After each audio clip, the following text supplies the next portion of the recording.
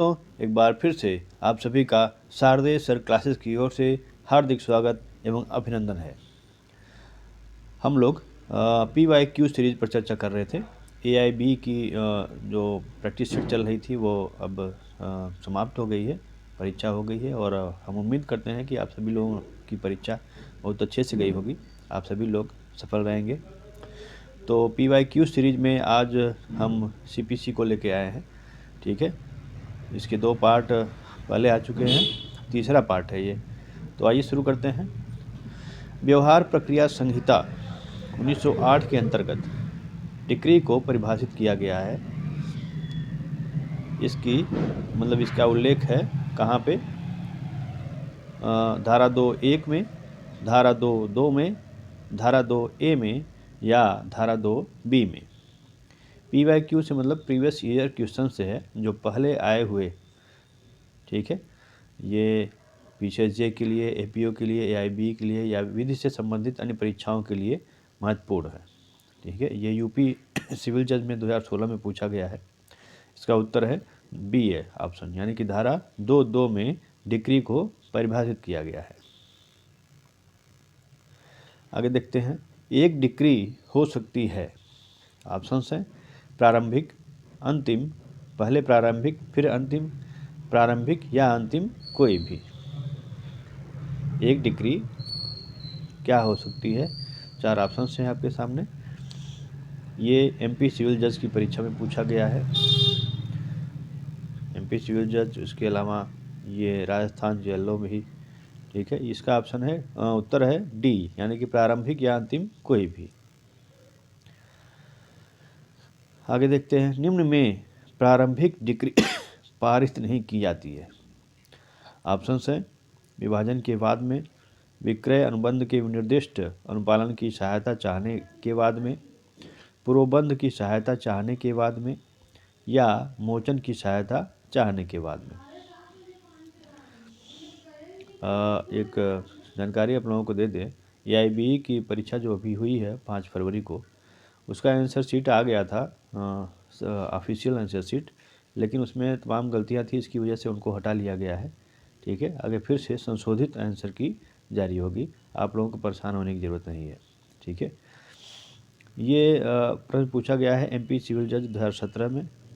इसका उत्तर है बी, यानी कि विक्रय अनुबंध के निर्दिष्ट अनुपालन की सहायता चाहने के बाद में प्रारंभिक डिग्री पारित नहीं की जाती है। आगे देखते हैं। डीम्ड डिग्री से अभिप्रेत है, क्या अभिप्रेत है? न्यायालय का अंतिम निर्णय, न्यायालय का अंतिम आदेश, निर्णय का प्रथम पैराग्राफ, निर्णय का अंतिम पैराग्राफ जब तक डिग्री तैयार की जाए। यह जो है यूपी सिविल जज की परीक्षा में 2012 में पूछा गया है। इसका उत्तर है बी, यानी कि न्यायालय का अंतिम आदेश। आगे देखते हैं। निम्न में से कौन सिविल प्रक्रिया संहिता 1908 में दी गई डिक्री की परिभाषा में नहीं आता है? 4 ऑप्शन हैं आपके सामने। वाद पत्र का नामंजूर किया जाना, धारा 144 सिविल प्रक्रिया संहिता के अधीन किसी प्रश्न का अवधारण करना, व्यतिक्रम के लिए खारिज करने का कोई आदेश, उपरोक्त कोई नहीं। ये उत्तराखंड PCSJ की प्री परीक्षा में 2016 में पूछा गया है। इसका उत्तर है सी ऑप्शन, यानी कि व्यतिक्रम के लिए खारिज करने का कोई आदेश। यह जो है डिक्री की परिभाषा में नहीं आता। आगे देखते हैं। निम्नलिखित में से कौन अभिव्यक्ति डिक्री का एक भाग नहीं है, जैसा कि सिविल प्रक्रिया संहिता की धारा 2(2) के तहत परिभाषित किया गया है। अभी हम लोगों ने ऊपर पढ़ा कि सिविल प्रक्रिया संहिता की धारा 2(2) के तहत डिक्री को परिभाषित किया गया है। यहाँ पे प्रश्न थोड़ा सा उससे मिलता जुलता। अभिव्यक्ति डिक्री का एक भाग नहीं है, कौन सी अभिव्यक्ति? 4 ऑप्शन हैं। सिविल कोर्ट द्वारा अधिनिर्णयन, अधिकारों का निर्णायक निर्धारण, गलती के लिए बर्खास्तगी का कोई भी आदेश, एक अधिनिर्णय की औपचारिक अभिव्यक्ति। छत्तीसगढ़ सिविल जज 2016 में पूछा गया है प्रश्न। उत्तर है इसका सी, गलती के लिए बर्खास्तगी का कोई भी आदेश। यह डिक्री का भाग नहीं है। अगला प्रश्न है। एक डिक्री कौन सी नहीं है? एक अभियोग की अस्वीकृति, अनुपस्थिति के लिए बर्खास्तगी का आदेश, सिविल प्रक्रिया संहिता की धारा 144 के अंतर्गत किसी भी सवाल का निर्धारण निर्णायक अधिनिर्णय को मुकदमे में विवाद में सभी या किन्हीं मामलों के संबंध में पक्षों के अधिकारों का निर्धारण करता है। कौन सी नहीं है बताना है। छत्तीसगढ़ सिविल जज और यूपी सिविल जज 2015 में पूछा गया है ये प्रश्न। उत्तर इसका बी यानी कि अनुपस्थिति के लिए बर्खास्तगी का आदेश। आगे देखते हैं, सीपीसी की धारा 2 के अंतर्गत कौन सा निर्णय डिक्री नहीं है। अंतिम डिक्री के लिए एक आवेदन की बर्खास्तगी, भूमि अधिग्रहण मामले में न्यायाधिकरण का अवार्ड, उपशमन का आदेश, धारा 92 के तहत एक योजना को संशोधित करने का आदेश।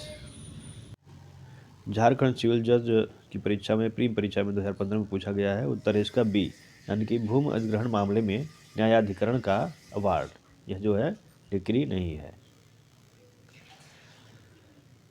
डिक्री के अंतर्गत वाद पत्र का नामंजूर किया जाना और धारा 144 के भीतर के किसी प्रश्न का अवधारण आता है। ऑप्शंस हैं गलत, सही। वाद पत्र का नामंजूर किया जाना शामिल है, किंतु धारा 144 के प्रश्न का अवधारण शामिल नहीं है। धारा 144 के भीतर किसी प्रश्न का अवधारण शामिल है, किंतु वाद पत्र का नामंजूर शामिल नहीं। ये जो है यूपी पीसीएस 2002 में पीसीएस जे है, यहाँ पे पीसीएस टाइप हो गया है। उत्तर इसका बी यानी कि सही।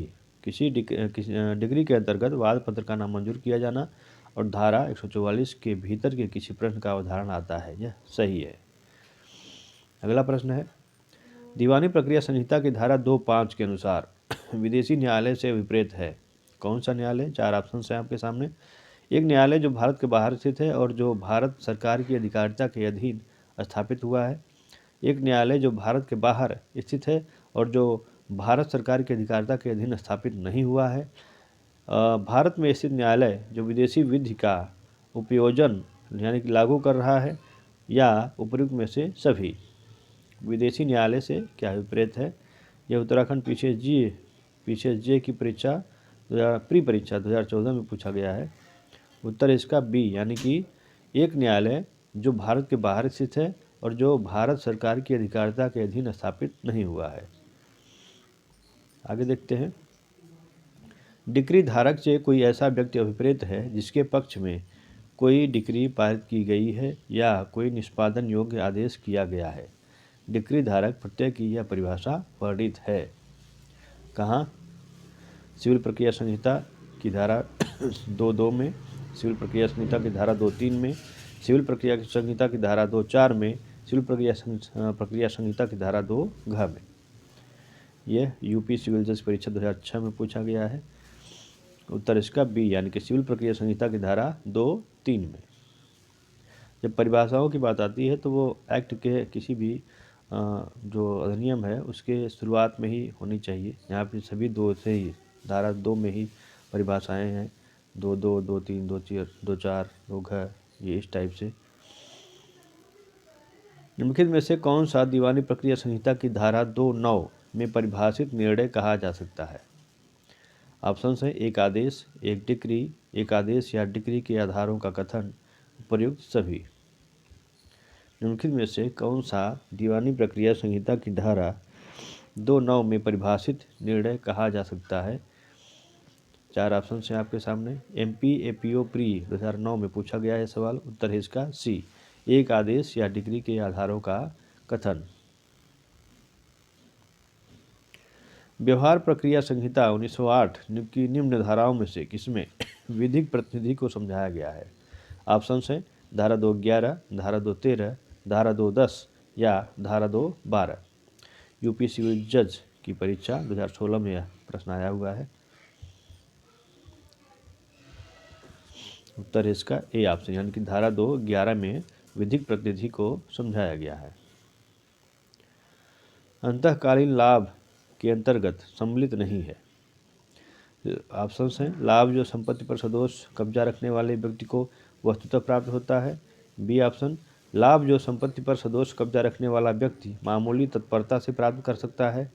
सी ऑप्शन सदोष कब्जा रखने वाले व्यक्ति द्वारा प्राप्त किए गए लाभों पर ब्याज डी ऑप्शन, सदोष कब्जा रखने वाले व्यक्ति द्वारा की गई अभिवृद्धियाँ। यह जो है MP ADPO 2015 में पूछा गया है सवाल। और उत्तर इसका डी, यानी कि सदोष कब्जा रखने वाले व्यक्ति द्वारा की गई अभिवृद्धियाँ। आगे देखते हैं, सिविल प्रक्रिया संहिता के निम्नांकित में से किस उपबंध में अंतःकालीन लाभ को परिभाषित किया गया है? धारा 2(4), धारा 2(8), धारा 2(12), धारा 2(14). अंतःकालीन लाभ को परिभाषित किया गया है। 4 ऑप्शंस हैं। उत्तराखंड PCSJ प्री परीक्षा 2013 में पूछा गया है सवाल। इसके अलावा उत्तराखंड सिविल जज 2002 और 2011 में, MP APO 2008 में भी ये प्रश्न पूछा गया है। उत्तर है इसका सी, यानी कि धारा 2(12) में अंतःकालीन लाभ को परिभाषित किया गया है। आगे देखते हैं, दीवानी प्रक्रिया संहिता के अंतर्गत निम्नलिखित युग्मों में से कौन सा युग्म सही सुमेलित नहीं है?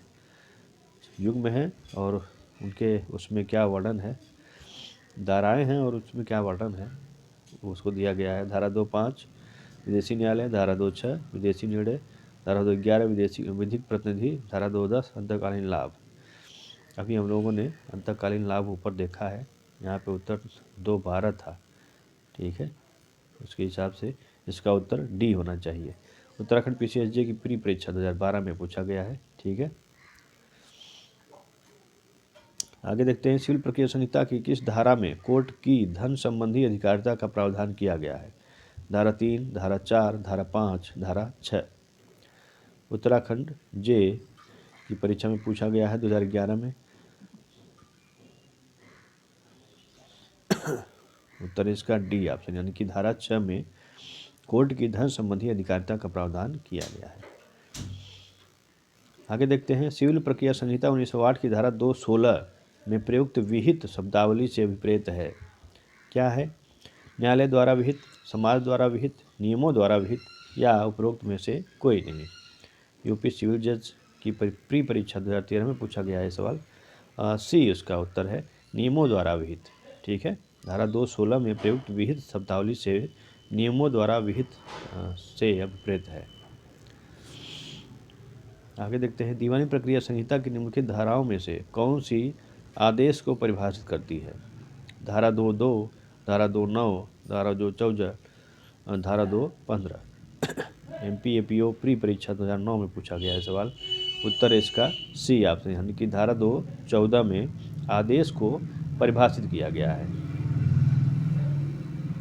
प्लीडर परिभाषित है CPC में, धारा 2(15) में, धारा 2(7) में, धारा 2(17) में, उपरोक्त में से कोई नहीं। राजस्थान जेलों की परीक्षा में पूछा गया 2014 में। उत्तर है इसका ए ऑप्शन, यानी कि धारा 2(15) में प्लीडर को परिभाषित किया गया है। CPC की धारा 2(15) में प्लीडर को परिभाषित किया गया है। आगे देखते हैं, सिविल प्रक्रिया संहिता 1908 की धारा 2(17) के अनुसार निम्न में से कौन सार्वजनिक अधिकारी नहीं है? तहसीलदार, न्यायाधीश, अखिल भारतीय सेवा के सदस्य, सरपंच। उत्तराखंड PCSJ प्री परीक्षा 2016 में पूछा गया है ये। उत्तर इसका डी जो है सार्वजनिक अधिकारी, सरपंच जो है सार्वजनिक अधिकारी नहीं है। आगे देखते हैं, दीवानी प्रक्रिया संहिता की धारा 2(17) के अंतर्गत निम्नलिखित में से कौन लोक अधिकारी नहीं है? एक न्यायाधीश, ग्राम पंचायत का सरपंच, एक व्यक्ति जो सेवा में है और सरकार से वेतन पाता है, उपरोक्त में से कोई नहीं। ये ऊपर वाले प्रश्न से मिलता जुलता प्रश्न है। उत्तराखंड PCSJ की प्री परीक्षा 2012 में पूछा गया है ये सवाल। उत्तर इसका बी, यानी कि एक ग्राम पंचायत का सरपंच जो है वो लोक अधिकारी की श्रेणी में नहीं आता है। धारा 3 दीवानी प्रक्रिया संहिता के अंतर्गत लघुवाद न्यायालय निम्नलिखित में से किसके अधीनस्थ हैं? केवल उच्च न्यायालय के, केवल जिला न्यायालय के, न तो ए न तो बी के, ए और बी दोनों के। धारा 3 दीवानी प्रक्रिया संहिता के अंतर्गत लघुवाद न्यायालय निम्नलिखित में से किसके अधीनस्थ हैं?